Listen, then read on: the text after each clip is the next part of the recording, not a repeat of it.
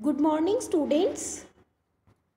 बेटा ईवीएस में हम आपका जो 4th चैप्टर है आवर फर्स्ट स्कूल वो डिस्कस कर रहे थे, ठीक है। और हमने पेज नंबर 28 तक डिस्कस कर लिया था। आज हम आपका पेज नंबर 29 वो डिस्कस करेंगे, ठीक है। यहाँ से क्या लिखा है बेटा? एवरीवन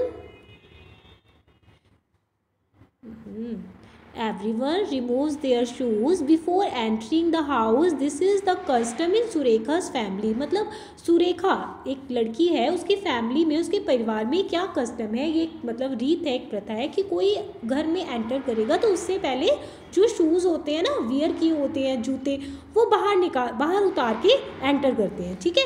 बट एक दिन क्या होता है, some of Surekha's friends enter her house without removing their shoes. लेकिन एक दिन क्या होता है कि सुरेखा के कुछ दोस्त आते हैं और वो बिना शूज़ उतारे ही उसके घर में एंटर कर जाते हैं, ठीक है।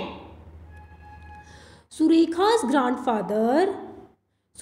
Grandfather gets angry at that. अब सुरेखा के जो ग्रैंडफादर होते हैं वो उससे एंग्री होते हैं, क्योंकि इससे क्या होता है, घर गंदा हो जाता है ना, कि बाहर से आप आई और शूज़ में जो मिट्टी वगैरह लगी होती है वो फिर घर के अंदर एंटर हो जाते हैं। तो वो मतलब कि जो सुरेखा के ग्रैंडफादर थे, दादाजी थे, वो इस बात से एंग्री हुए, ठीक है।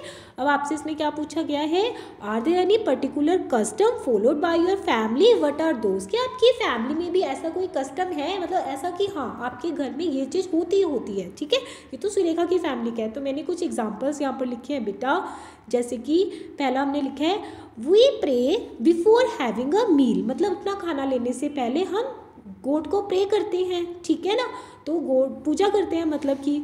और सेकंड क्या लिखा है, we put rangoli outside our home every day. मतलब रंगोली बनाते हैं हर रोज अपने घर के बाहर, ठीक है।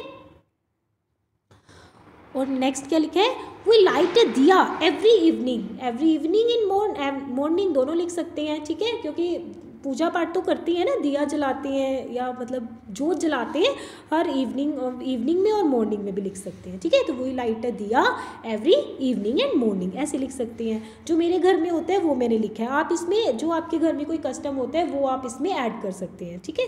We remove our shoes before entering our house. मतलब वही सिमिलर सुरेखा की फैमिली में जैसे होता है कि अपने शूज़ जो है बाहर उतार देते हैं घर में एंटर करने से पहले, ठीक है। अब नेक्स्ट देखते हैं, आप इसमें ऐड कर सकते हैं कुछ और, इसमें मतलब आपके घर में कुछ और कस्टम होता है कि हाँ ये चीज़ होगी, तो आप लिख सकते हैं। ये भी लिख सकते हैं कि सुबह जब उठते हैं तो फीट भी तो टच करते हैं ना, we touch feet our elders, इस तरह से आप लिख सकते हैं, ठीक है।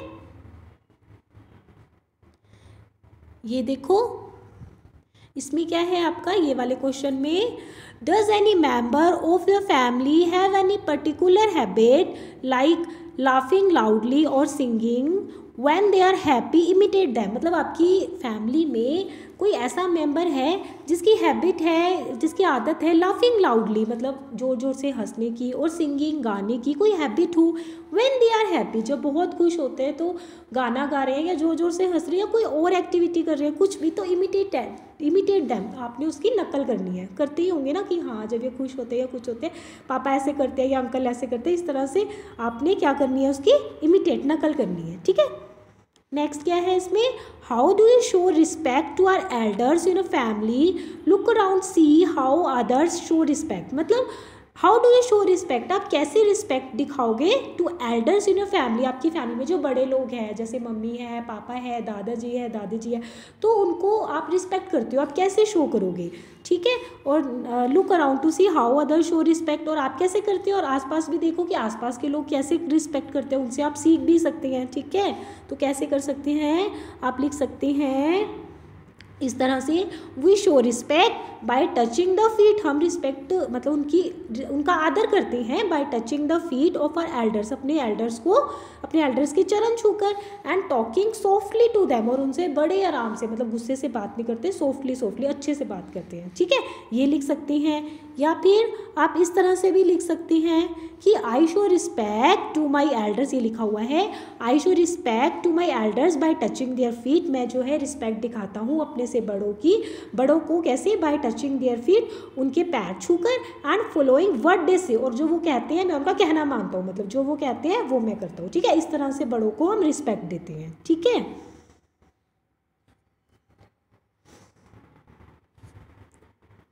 अब लास्ट आपने ये क्या करना है बेटा, इसमें क्या है, when the old were young, यानी कि जब बूढ़े लोग यंग थे, आपके घर में मम्मी पापा पहले यंग होंगे ना, दादा दादी नाना नानी कोई भी, तो ask any older member of your family to tell a funny incident. आपने अपनी फैमिली में कोई जो ओल्ड मेंबर होगा ना, ओल्डर मेंबर, मम्मी पापा दादा दादी नाना नानी कोई भी, अंकल है ना कोई भी, तो उनसे फनी इंसिडेंट पूछना है ऑफ हर और हिज चाइल्ड, कि वो अपने चाइल्डहुड में कैसा करते, तो उनका अपने इंसिडेंट जो है वो पूछना, उनसे पूछना है। ठीक है, तो इस तरह से बेटा आपका ये जो 4th चैप्टर है ये कंप्लीट होता है। हम इसको ऑनलाइन क्लास में जो है डिस्कस भी करेंगे। ठीक है, और जो एक्टिविटीज़ आपने करनी है वो फिर आप खुद ही करेंगे जो करने के लिए है। ठीक है, ओके, आज के लिए इतना ही बेटा, थैंक यू।